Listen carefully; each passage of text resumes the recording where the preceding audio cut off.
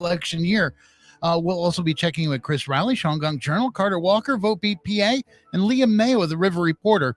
Polls are still open. They close at 8 in Pennsylvania and at 9 in New York, so there's still time to vote.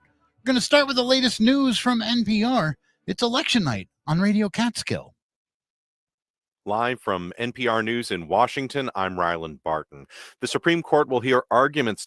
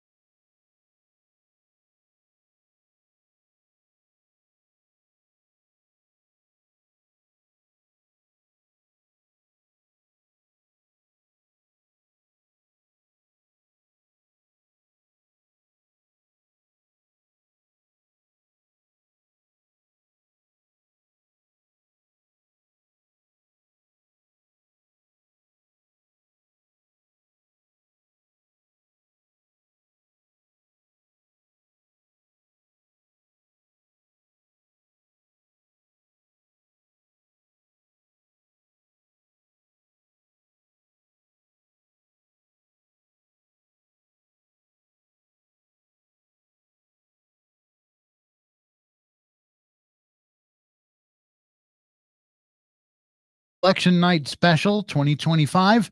And we're going for the next hour with this special. Coming up, we'll be talking to Chris Rowley of the Shawangunk Journal about the races in Ulster County. We'll be talking to Liam Mayo, River Reporter, about races along the Pennsylvania border. And if you want to know how elections went in Pennsylvania today, how they were conducted, there is absolutely no better person to talk to than Carter Walker of Votebeat PA. And they will all be joining us live in the second half of the program. And if you would like to watch this election special in addition or as opposed to just hearing it on the radio, we're broadcasting video on Facebook, Instagram, and YouTube. And if you support Radio Catskill, you should be following us on social media.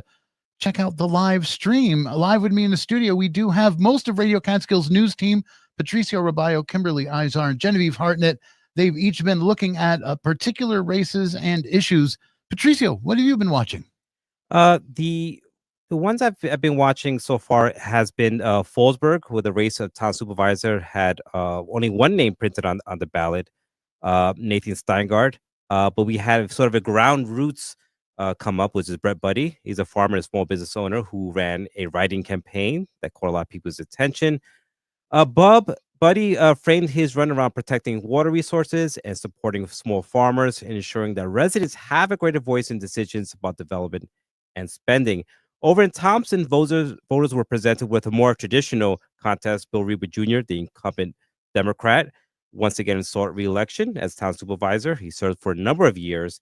Challenging him is Scott Mace, a Republican and a council member who's called for more accountability and renewed connection between the government and residents. And both of these conversations are on WJFFradio.org.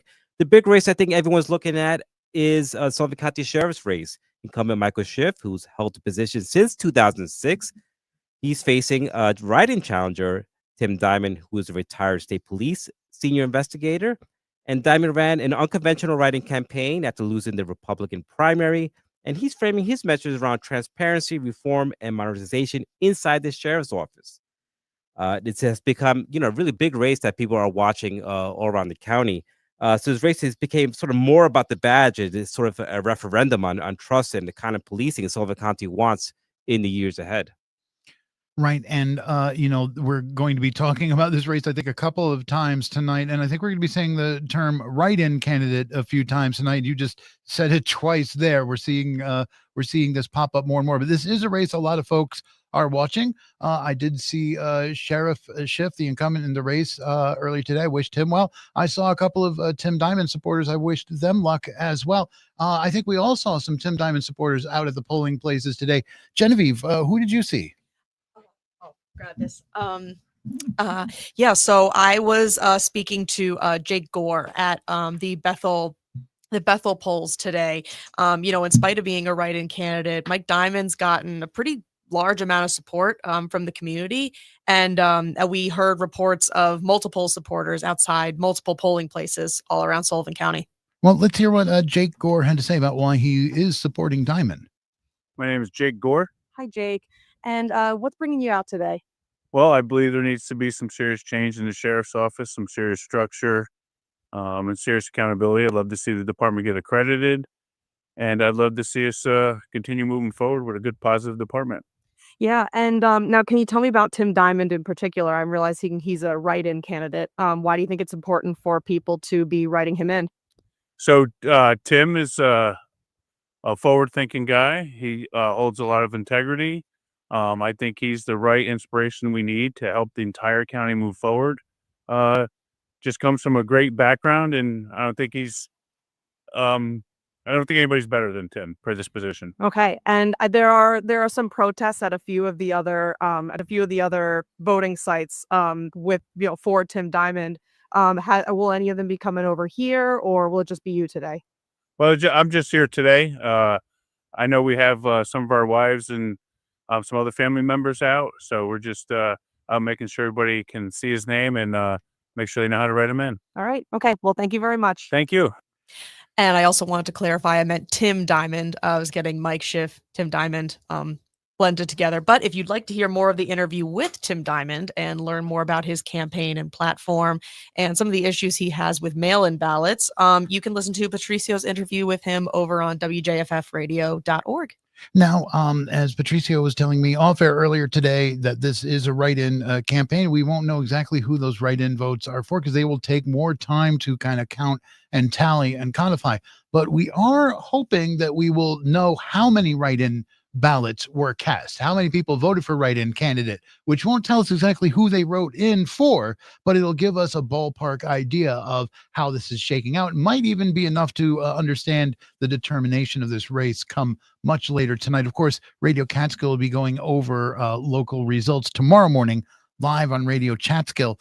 I also talked to a Tim Diamond supporter, and this was an interesting conversation to me because it really showed like the level of passion, but also I think you can hear in this the level of planning that went into their ground effort. This was somebody who was parked kind of at the back of the parking lot at the Liberty polling place at the firehouse there. And that was actually one of the first cars that you see when you pull in furthest from the building, and it was covered in signs. Mine was the same. Same thing. Bethel. Yeah. It was just to big be, sign. And as you'll hear here, there's questions about, how close you can be. Hi, I'm a volunteer with the Tim Diamond for Sheriff campaign, and I'm standing outside of the Liberty Firehouse, sitting to be here to answer any questions for any supporters. Huh? They're kind of pushing it for being in the boundary. No, they approved it. Seriously? Yep. Wow. So that was somebody who just drove up and said you're kind of pushing it for being inside the boundary. So he's questioning like how close you are for having signage next to the polling place. Correct, because it's the stipulation is it has to be over 100 feet from the polling location, and it was already questioned earlier, and the pollers inside said I am parked in a sufficiently distant spot. So do you want to describe your messaging, what you got on your car and what you've done to get the word out here? I just have actual marker on my car that says the write-in Tim Diamond. I do have bright signs that say about the write-in Tim Diamond for sheriff, as well as I have a sign that says ask me how and ask me why. This way people know that they can come up and talk to me. Have they been? Yes. I've had several people that have come up and asked me and they wanted to confirm spelling as well as confirm exactly how on the ballot to do it. What time did you get here and what have you been seeing? I got here at 6:45 this morning. It is now after 10 o'clock, and it has definitely been a steady flow in and out of the parking lot. Very rarely were there no cars in the parking lot. It's windy and cold. How long are you going to keep this up? As long as I can tolerate it. I'm prepared. I got many, many layers and a heat pack in my gloves. You know, the poll workers are here until 9. Yep, I know. All right. Well, good luck. Thank you so much. So there's a Diamond supporter who was there at 6:45, 15 minutes before the polls open, and plans to be there right on through the night. If she can, a supporter who wanted to remain anonymous. Kimberly, what do you think of this? I mean, it's really interesting. I was also at the polls this morning from 8:30 a.m. to 10 a.m. And the polls were actually relatively quiet. But I did also speak to one Tim Diamond supporter very briefly. Also, outside of the 100-foot marker poll, also calling for accountability with the sheriff and asking for change, specifically looking at making sure that budgets are being stuck to. What was interesting, though, was there were a few folks who didn't want to speak with me, but was passing the trucks with, Tim Diamond supportive signs and was honking in support. And so there was kind of this like quiet solidarity happening with folks who didn't want to speak to the press, but were showing signs of support. Patricio, anything else on the sheriff's race? It's been such an interesting race because it having a sort of a write-in candidate in the whole scheme of things. I'm just interested in we had write-in candidates before, but this one's been a race, 2 races, the Fallsburg and Charlotte County Sheriff's Office has been very strong write-in candidates coming to the play, and I just want to know, is this sort of the telltale sign of what the future is going to hold? Because more and more candidates here locally are running unopposed, and now we have this seasonal, at least, a whole crop of write-in candidates who want to be in those seats now. And I don't know what is this telling of rural elections now. Yeah, and that's kind of the way that I've been feeling too as I look around at this, because what you see when you look at the ballots across Sullivan County, I was looking at the ballots over in Delaware County. You see a lot of people running unopposed. You see a lot of places where there's only a Republican candidate. Every once in a while, you'll see it's just a Democratic candidate, and that's it. Sometimes people are on multiple parties, but it's still just 1 or 2 people. And the fact that there's write-in candidates is that say that there's both parties operating, at least in a rural area, haven't been developing their future leadership or haven't been opening up avenues to move up through the party and serve. Or are we seeing too much into this? I think I'll also just add, you talked about the level of planning that is going into this write-in campaign. And I think that it speaks to more grassroots campaigning and organizing that we're seeing both at the Democratic level and the Republican level. I know we're talking about the sheriff race right now, but even with the New York City mayoral election, with the grassroots campaign of Assembly members Ron Mamdani, he was polling less than 1%, and now he's the current Democratic nominee. And so I think it does also speak to this growing nature of grassroots campaigning that we're seeing at both parties. And, a little bit, though, it also speaks to the tenuous nature of a write-in campaign, because how are you going to get people to vote for you when your name isn't even there on the ballot? Some of these races are even more visible because they have to be. Otherwise, they won't even have a shot. They have to make more noise. They have to make more of a splash just to get people to even consider casting a vote that isn't already on their ballot. And that's what I've been seeing. I'm sure I saw Genevieve and Kim saw this at the polls of some of those write-in candidates at the polling places before the 100 mark that you have to be away from the polling places. I ran into Brett Buddy this morning of Fallsburg. He was handing out postcards, and I know Genevieve and Kim, you saw Tim Diamond supporters at the polls, answering questions for folks, because, I said they're making a strong case for their views and their policies for this election season. Kimberly, what else are you watching today, and what did you find when you were out there and reporting? Okay, so I was at 2 different polling locations this morning. First at the Government Center in Monticello, and then I headed over to Thompson Town Hall.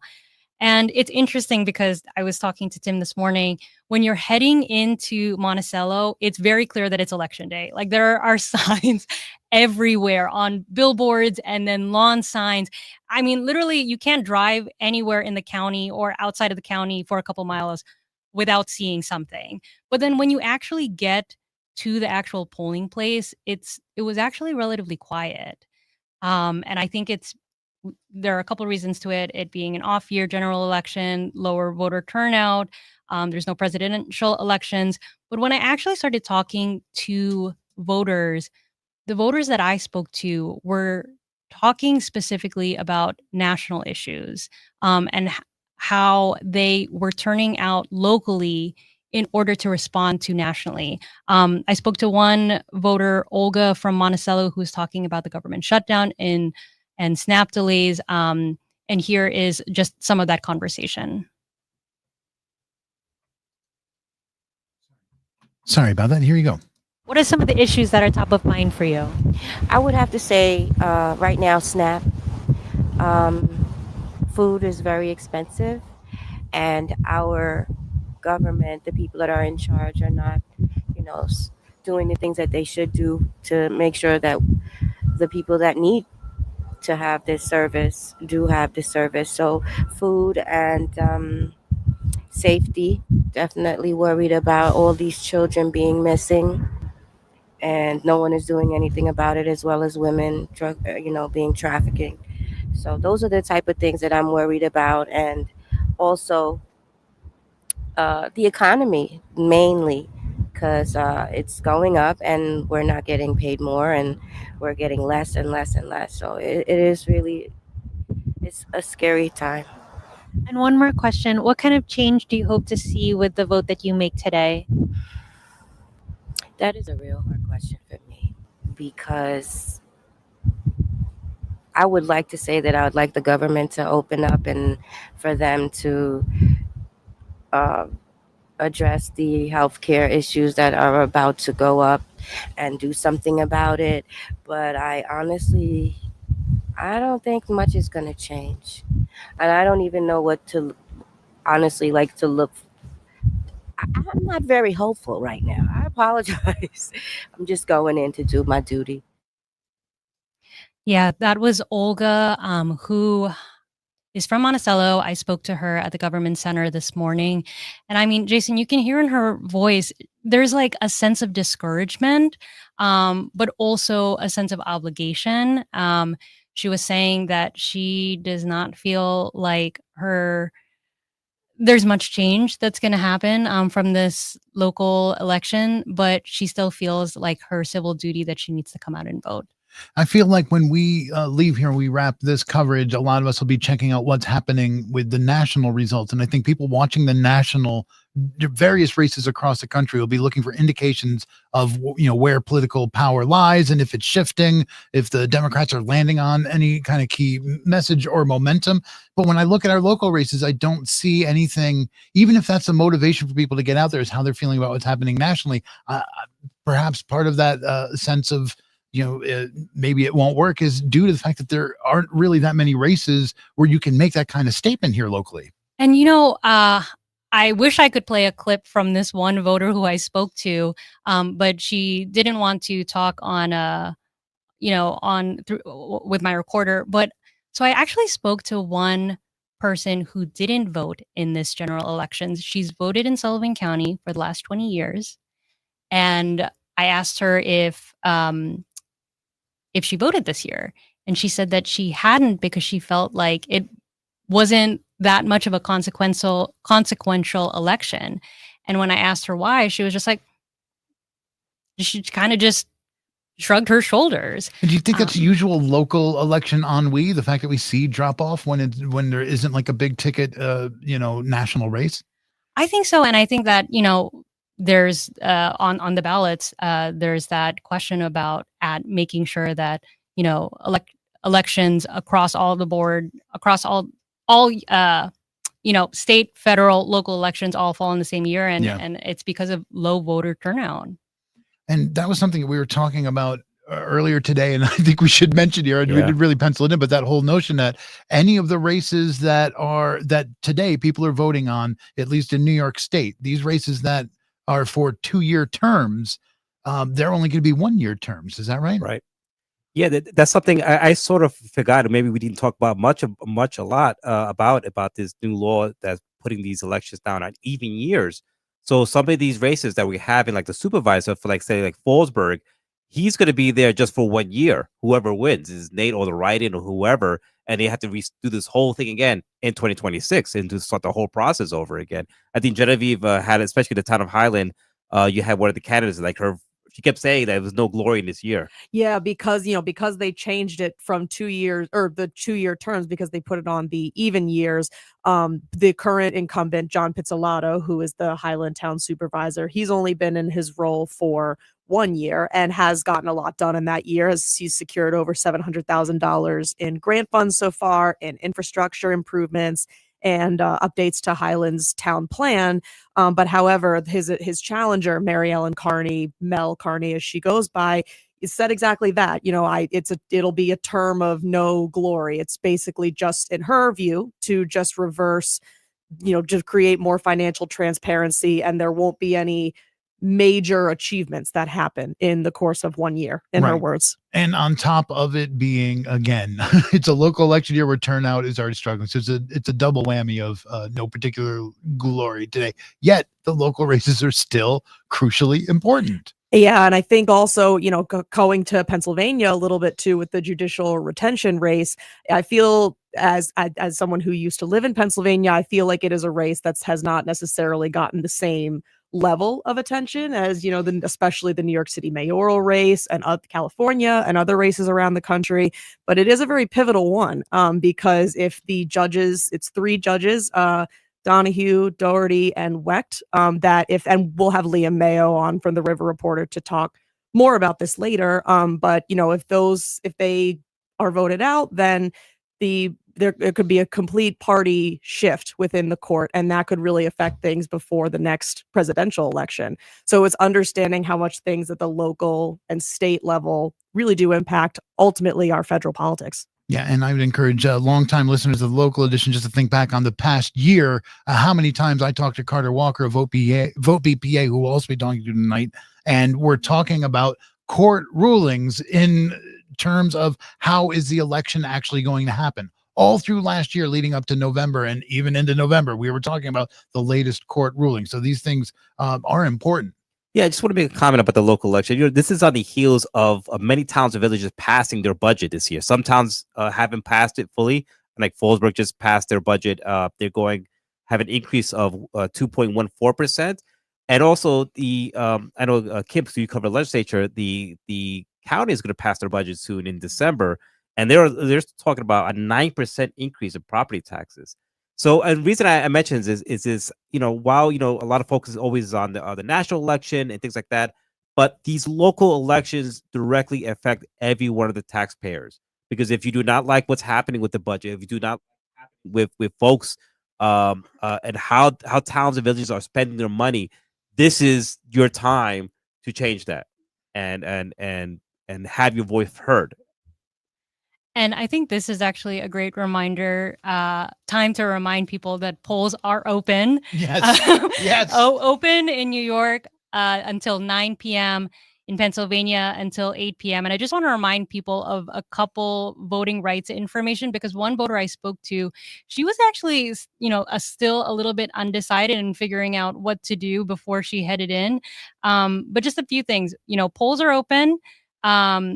Voter intimidation is prohibited. There cannot be any electioneering, as we already spoke, outside. That has to happen outside of the 100-foot marker. voters are protected by state and federal law against voter intimidation. That can look like a number of things. Obviously, if you feel like you've been intimidated or suspect any voter fraud, you should talk to your local board of elections, but you can also report that through a formal online complaint, both in New York and Pennsylvania. The boards of elections take this so seriously. People from both parties working on these boards of elections. We talk to a lot of them in our area. That's up at wjffradio.org's election page. But just here in Sullivan County, you know, things have changed just the last couple of years. I went to my regular polling place, which is in White Sulphur Springs, and that happens in the fire hall. And for years, you know, there would be, here's where you're voting, and it's a big fire hall. And then on the other end of the hall, here's where the ladies' auxiliary is selling some baked goods. Now those baked goods are being sold in the kitchen with the door to the kitchen closed off, you know, in a separate space. And it's just, you see that people have been just being up and above board, making sure everything is safe and not interfering for the voters in the local election places. I think it speaks to the diligence of the boards of elections. Kimberly, anything else you want to let folks know? I think I would just want to remind people, if they haven't voted yet and are heading there, we were talking about poll workers. I just want to remind people that, like, you can ask for help if you're at the polling location, if you're at your polling place and need support. I mean, poll workers are there and they're trained to support you. If you're a person who's disabled or a person that needs language assistance, poll workers are there to support you, both in New York and in Pennsylvania. If you make a mistake on your ballot, my partner earlier this week made a mistake on his ballot and had to request a new one. And that's something that I think a lot of people don't know, is if you accidentally write in the wrong person or incorrectly fill out the wrong, bubble circle, you can ask for a new ballot, and it is within your rights as a voter to do so. And I would also add, I think sometimes people are afraid to vote, or they feel like, oh, I can't voice my opinion because I don't totally know who's on the ballot. It would be worthless to even do that. And that's, again, where I would just reference people to our coverage on wjffradio.org if you're in New York or in Sullivan County. And also, if you're in Pennsylvania, one of our partners, Spotlight PA, does really, really great work with candidate guides. So if you're in New York or Pennsylvania, either one of those resources, if you're on your way to the polls, we will not judge you for procrastinating. It's fine. No, but they're there because we're all busy, but it's also they're there because it's all really important to participate in. Yeah, and I don't want anything that we're talking about tonight, any of the issues we're talking about, any of the particular candidates or races that we're talking about. We are not talking, we are just covering this to make sure that you are informed. But we don't want to engender any specific action on your part, except for this. This is the one call to action I'll do, which is, if you haven't voted yet, there is still time for you to vote. You could consider voting, although, if it's convenient for you, there's always circumstances. Again, it's 6:28 right now. We're closing in on the 6:30 mark. So polls are open for about another hour and a half in Pennsylvania, and more than that in New York. Polls close at 9 in New York State. This is a Local Editions special election coverage. I'm Jason Dole. Kimberly? Oh, I was just going to add, we were talking about when polls close, and just one reminder I want to remind people of is that if you are on the line when polls close, you still have the right to vote. So if it's, if you're in Pennsylvania and it's 8:05 p.m., but you're already on the line, stay on the line. Yeah. I would say also too, if you are like waiting to vote and you're on a line, like in our listening area, let us know, because I'd like to know what polling place is doing that much business tonight. Give us but a call. It could happen. Genevieve, real quick, what races are you watching? Well, so I was outside of I was at the Duggins Community Center today, covering the Bethel race, and I spoke to Jake Gore, who was there with Tim Diamond's campaign. And like we said, kind of similar to what Kimberly was saying, signs lining all the way up and the huge Tim Diamond sign. But I would say in general, it was a relatively slow but steady turnout.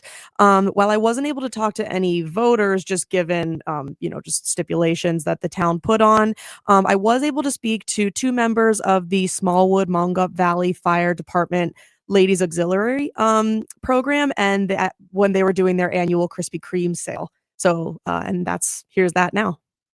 Marion Steed and Terry Coliati. and what's brought you out today? Every year and when we have an election, we sell donuts from Krispy Kreme for the Smallwood, Mongat Valley Fire Department Ladies Auxiliary. Nice. And how has it been so far today? Has it been a lot of people coming through or slower than usual? I would say it's about average. It's We steady only have stream. 2 boxes left. Yeah, we have 2 boxes of donuts left, if that's any indication. Well, thank you so much, and I hope you have a great rest of your day. Thank you. Thank you.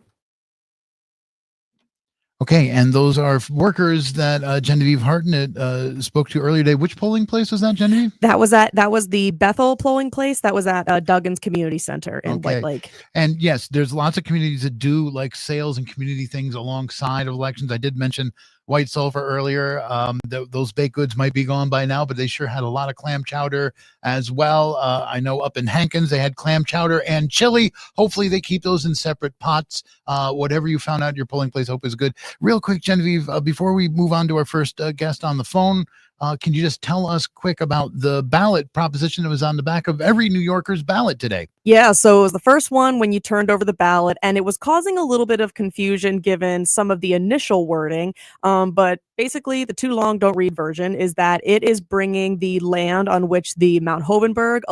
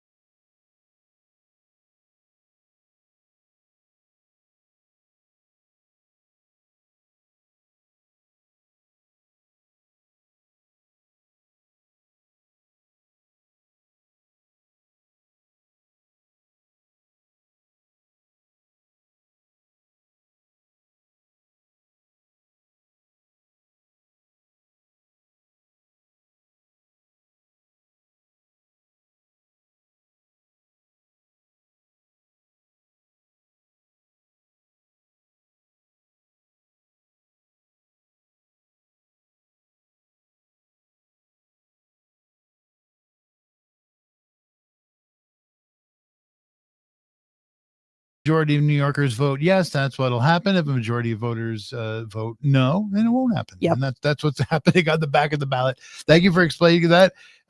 Thank you for explaining that to us. Genevieve Hartnett is here with us live in the studio, as well as Kimberly Izar, Patricio Robayo. I'm Jason Dole. This is an extended edition of the local edition. We'll be going until 7 o'clock. And joining us on the phone right now is Carter Walker of Votebeat PA to tell us how elections have been going in Pennsylvania. Carter, are you there? I am. Hello. Well, happy election day to you. Happy election day to you as well. So what did you go anywhere today? Did you actually see the polls in person? And if so, what did you see? I did. So I traveled a little bit around southern Lancaster County, heavily Republican area. And then I also went up to Dauphin County, where I am now, spent some time in Harrisburg, our state capital, Democratic area, talking to voters and the campaign staff that were outside the polls and getting their sense of, what's been going on and how they're voting on the judicial retention elections.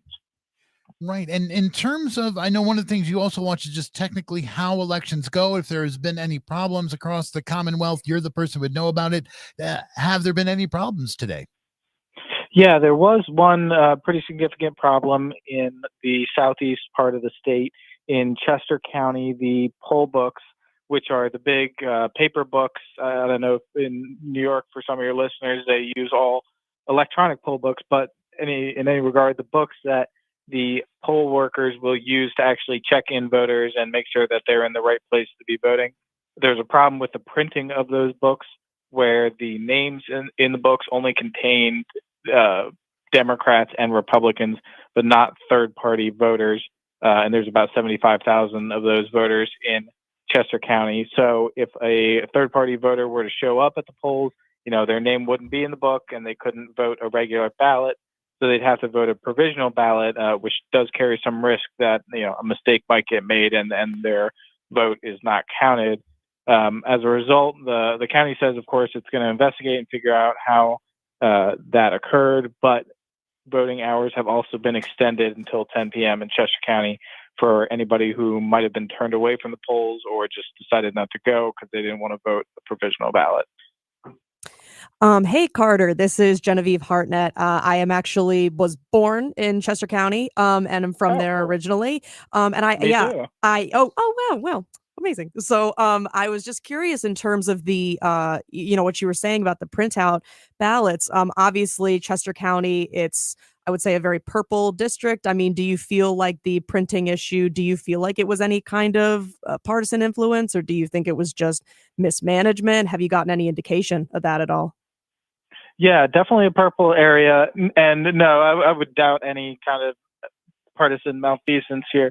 The election administrator who runs the show there is pretty well regarded by her colleagues around the state as running not just a tight ship, but a well-managed one. She's typically pretty organized. How exactly this happened, I don't know. I'd hate to speculate, but these things, the county's not printing these poll books. They're big ledgers, basically, and the county doesn't have a printing press. That'd kind of be a waste of money. They outsource it to other companies. So I'm guessing there was some kind of breakdown in communication, or maybe the files that were sent between the county and the printer, or maybe the printer just used an old file or something like that. I'm sure that's what the case will turn out to be, but we're not going to know exactly for probably a little while because, of course, the county's got more pressing things to deal with at the moment. Yeah. Do you think it'll affect when the results actually come in for, what the actual retention results were? Well, whether or not it affects the retention race and the ultimate outcome there, I think that would be less likely than some other races just because the retention's statewide. So the margins might be large enough that whatever provisional ballots remain uncounted in Chester County possibly won't affect the outcome of that race. Now, again, and then the asterisk there is, of course, we got to see what the margin is at the end of the night. If it's real close, maybe the amount of provisional ballots in Chester County, however many that is, does affect the outcome. I would say it would be more likely that these provisionals will affect or have a greater potential to affect the outcome for local races. It's not just retention this year. We also have school board and, town council races on the ballot. And those are often decided by just a couple of votes. So if the county has, a much greater portion of provisional ballots than before, and it takes them time to go through that and make sure everything on the outer envelope was filled out properly and that the person casting it is actually eligible, that could cause some delays there. Thank you. Carter, I know that one of the things you wanted to find out here on election day is whether or not the extensive work that you did on covering these judicial retention races, if that had broken through at all, and if just the general campaigns themselves had reached people in Pennsylvania. Were you able to answer or start answering those questions for yourself today? Yeah, definitely. I mean, in the lead up, like you're saying, there was a lot of focus on this race, not just from us, but from other local media and national media, and from political parties and interest groups. Everybody was writing about or spending money advertising on these races. And, living in the political bubble that myself and many of the folks doing that do, you think, oh, well, obviously they hear about these things because everyone's talking about it. But, that was one of the surprising things, I think, when I was going around the polls, is that what I was hearing from voters a lot was not that they weren't interested in the races. It was just that they had motivations beyond what the messaging from the campaigns or what the reporting had been. The campaigns obviously were, pushing things like, well, you want to keep these justices on the court just in case there's any, abortion-related issue that comes up, or we want these judges off the court because we don't agree with the COVID-19 rulings that they made, and of course our coverage is trying to break down specifically what each ruling was and how each justice voted. But what I was hearing from voters was that they were voting on things like Of course, there's always a lot of just straight ticket voting. Well, I just voted the Republican slate or the Democrat slate, so that's what I went with. I heard from people saying, I don't like what Trump's doing, and I see this as a way to stick it to Trump. Or, I heard from some folks that said, I don't think judges should be on the bench forever. I think 10 years is long enough, so I don't want to retain them for another 10 years. Something that we've been talking about here is the fact that, at least at the national level, a lot of the news coverage and analysis is going to be about what does this very local election year overall mean for the bigger political picture in America, where the two parties are at. And as you said, a referendum on the folks that are in power at any given moment. Are you seeing that motivation from folks that are heading out to the polls, that they're looking to send any kind of message, or are they looking more at the ballot in front of them? I think that definitely is a motivator for some voters. Like I mentioned, the one rural Democrat who I'd met that did not like what Trump has been doing and saw this as an avenue to express that displeasure. Municipal election voters, these folks who vote in the non-federal election years, they tend to be really politically engaged people, because it takes a lot to motivate somebody to come vote in every year when there's not as much excitement or what people perceive as much on the line as there is in a federal year, even though local races can. Did I lose you guys? Nope, we still got you. How you doing? Oh, sorry, Yeah. I got a dial tone for a second. Yeah, sorry about that. No worries. But yes, I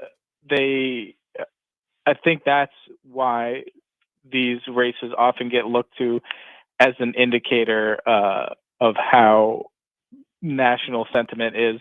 Although there's, I'd say, probably better races around the country at the moment to look to for those types of indicators. New York or the Virginia governor's race. Those would be two that come top of mind for me.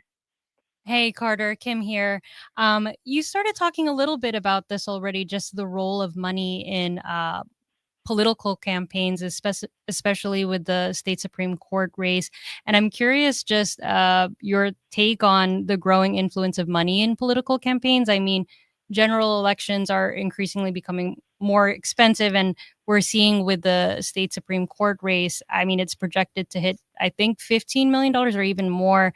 Just curious what your thoughts are around this, and if you think this is going to become the new normal for elections. Yeah, well, I will say what knowledge I have of this comes from my colleague Stephen at Spotlight PA. He really does some great campaign finance reporting and has been on this rate.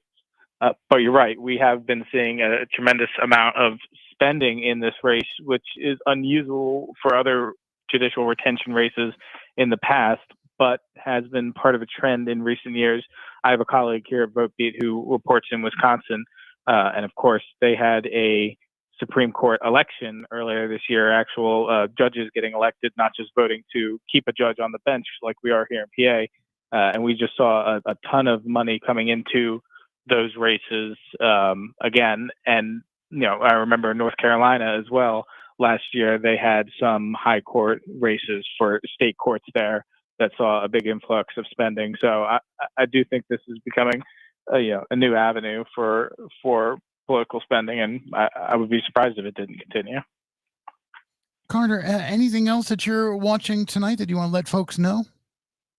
Yeah, I think I'm definitely going to be paying attention to this Chester County issue. Would like to see what the root of the problem was there, and of course, looking to that with an eye towards any solutions that could be had to avoid it in the future.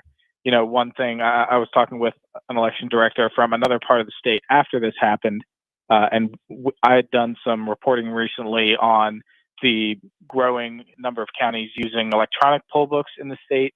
And this election director pointed out, electronic poll books might have been able to avoid this issue because they have a function where you can automatically send an update to the poll book, to the poll books with, the new list of voters directly from the county. You don't have to reprint poll books like Chester County had to do today. But the state doesn't allow them to be connected to the internet currently, although other states do. So, he suggested, well, if we could do that, and if Chester County had electronic poll books, then this entire issue could have been avoided. So I think that's one of the things I'll be looking for is what was the root cause and how could it be avoided in the future. And you can be looking for Carter Walker's work up at votebeat.org. He's from Votebeat PA. Also at Spotlight PA, often your work is there as well. Carter, I want to thank you as always for all the good work that you do on election coverage in Pennsylvania. Thank you so much. Absolutely. Thanks for having me. This is a local edition. It's a special extended hour-long edition of the local edition tonight so that we can do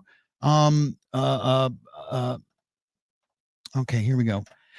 So that we can do this coverage for you here, special election coverage. I'm Jason Dole. I'm live in the studio as most of our whole news team. We got Patricio Robayo, Kimberly Izar, Genevieve Hartnett, and on the phone with us now we have our next news partner, and that would be Liam Mayo, news editor at the River Reporter. Liam, thank you so much for joining us. Hi, Jason. Thanks for having me. Thank you for being here. So did you get out to the polls at all today? Yeah, I've been doing the rounds, making brief stops throughout Sullivan County and then heading into Wayne County, Pennsylvania to end the day. So what has your journey taught you, big picture, so to start with? I mean, big picture, we ran into sort of the similar people y'all were mentioning earlier on in the program, people out stumping for the write-in campaigns.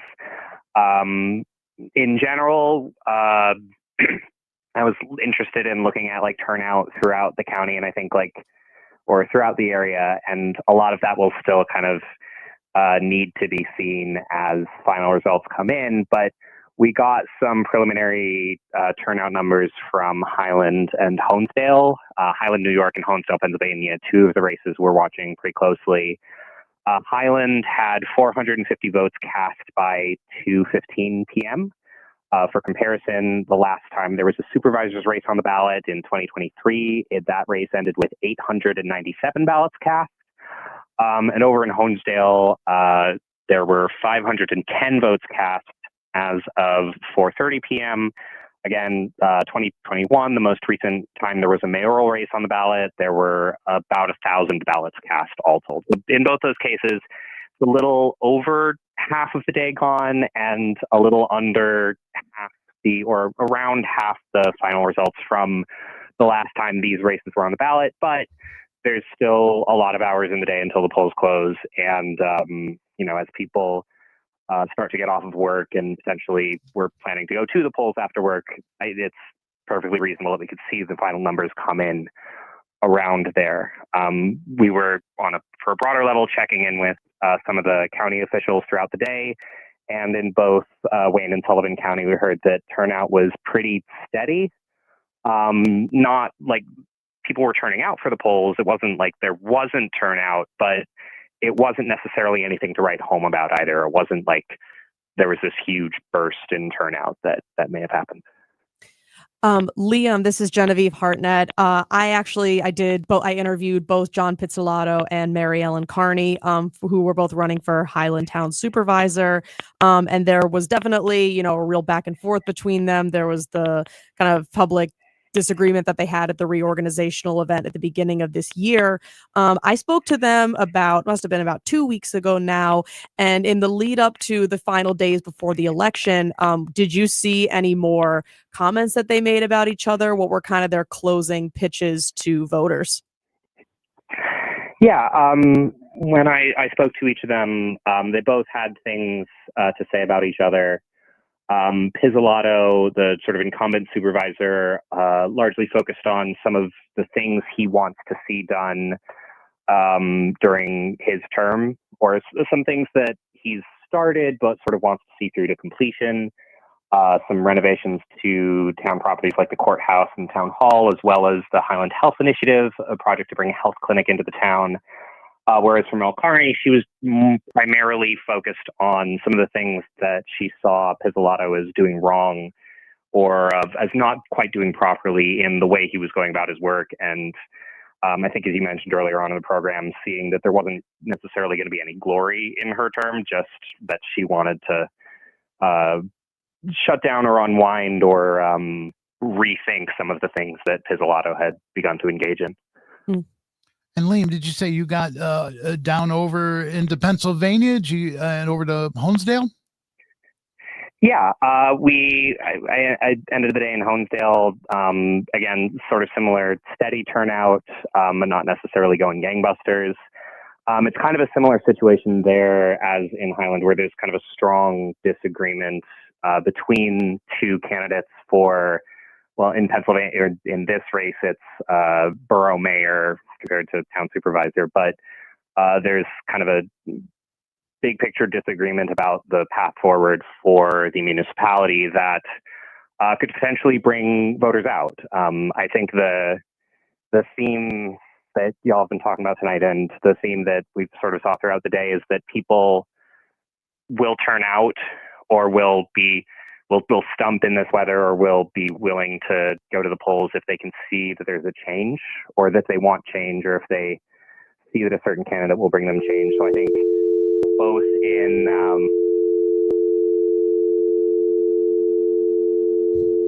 Okay, sorry, I think we just lost Liam, unfortunately. This is Radio Catskill, and we're wrapping up our coverage here. And here it's live election coverage. And thank you so much for listening with us here. We're here until 7 o'clock on its extended edition. I'm sorry, Liam was in the middle of talking about something we talked about before, Kimberly, just like, again, the referendum nature, perhaps, of these local elections. Yeah, and I think that like both Liam and I have observed, it was relatively quiet at the polls. I mean, it is an off-year general election, meaning that there's typically lower voter turnout during this time. But like we have been saying, polls are open until 9 p.m. here in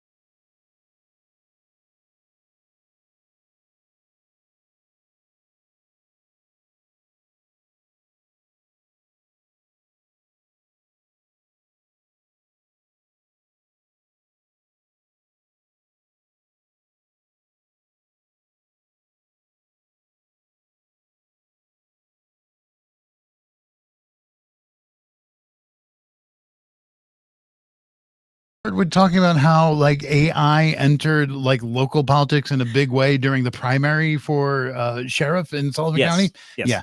Which again, and you did ask write-in candidate Tim Diamond, where there was an AI video, benefiting his campaign essentially, but he pretty much distanced himself from that. Yeah, right? he denied that anything came from his party, but it's in heavy use. And like Kim mentioned, like how the president currently now is using AI. There was a recent post of him flying a jet airplane. Well, this is, again, we've heard a lot about fake news in the past, decade almost. And this was literal fake news. It was a fake news person giving a newscast that wasn't actually real. This is Radio Catskill. It's a local edition. We're down to the final few minutes of our local election coverage. And to help bring it on home for a quick update here, we have Chris Rowley from Shawangunk Journal. Chris, how are you doing? Not too bad. It's been an interesting day. I voted as usual. Where I vote on Craigsmore, there was a line of 2 people. I've never seen a line there, man. Not once. Right. We wait to see. I note that there are some candidates in Ulster County that no one wants to run against, i.e. March Gallagher, the county controller. So anyway, in town of Warsing, the contest really is supervisor's job. Terry Houck, who's looking for a 3rd term, has done a great job in terms of keeping taxes down, but has annoyed some of his Republican side with the 10 million new highway garage. You got to get a new highway garage. People don't want it. People don't like it. People don't want to spend that extra money. Well, meanwhile, you've got incredibly expensive equipment that's sitting out in the snow. You really want that? So finally, after 20 years, the town, bit the bullet, and they went out and they got the highway garage done, and they got the old one refurbished. So they did that. But will he pay a political price? Running against him is Joseph Steckler III, younger, raised here, knows everything. But the question is, he has a real estate business. Is that a conflict of interest? Does anybody care? But what we also know is this election probably, and this is probably region-wide, correct me if I'm wrong, but my sense of it is this going to be a real tribal election. D's vote for the D line, R's for the R line, C's are for the R line too, working families for the D line. I mean, will people do what I did, which is split the ticket? That's the question, Anyway, but this is local, and local politics is not the same as what goes on at the national level, and we all know that, don't we? Anyway, we have to hope so. Anyway, other issues in Ulster County. I think we're pretty sure that Lindsay Gross will win, the Rosendale side of things. Pretty sure that Craig Lopez will retain District 14 down here, and pretty sure that, well, we don't know. District 15, which includes Ellenville, this is for the county legislature, Pitt's T.J. Briggs, who's done everything. He's been a village person. He's been a town board person. He's been a mayor. He's been, 10 years, I think, on the county legislature, and he's running back for that again. But up against him, Cassie Spoor, who put in a really good term as a town councilperson, stepping in when Stephen Bradley passed away so sadly. And I don't know. There you go. It's a novice at the county legislative level, but somebody who worked very hard when she was a town councilperson. Up against someone who knows everything, knows all the ropes, and has been there and done it all. So, hey. That's that one. What can we say beyond any of that? Chris, actually, that's just about all the time that we've got. But I thank you for giving us that really quick and concentrated update on what you're watching.